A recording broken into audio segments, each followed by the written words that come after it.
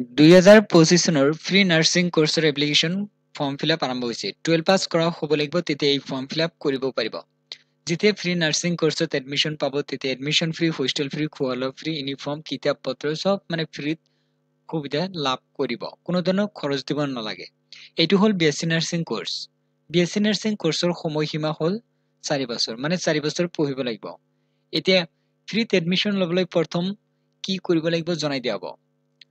প্ৰথম হল NEET ইউজিৰ form fill up কৰিব লাগিব ইতিমধ্যে ফৰ্ম ফিল আপ আৰম্ভ হৈছে মাৰ্চ মাহৰ 7 তাৰিখ হল লাষ্ট ডেট নিট ইউজি পৰীক্ষা দিয়ে ক্যান্ডিডেট এমবিবিএস বিডিএস কোৰ্ছৰ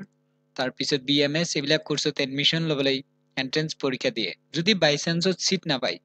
তেতিয়াহলে কি এই বিএসসি নাৰ্ছিং কোৰ্ছত এপ্লাই কৰিব পাৰিব এমএনএছৰ ফালৰ পৰা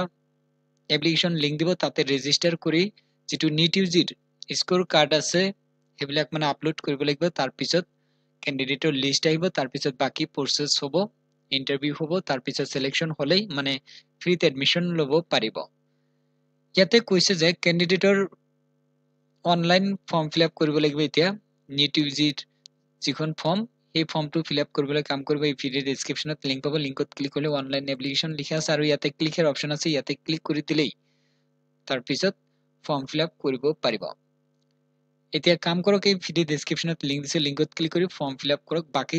যিবিলাক প্ৰসেস আছে যেতিয়া ৰিজাল্ট আহিব নিট ইউজিৰ তাৰ পিছত মই বাকি প্ৰসেস জনাই দিম কেতিয়া মানে স্কোৰ কাৰ্ড আপলোড কৰিব লাগিব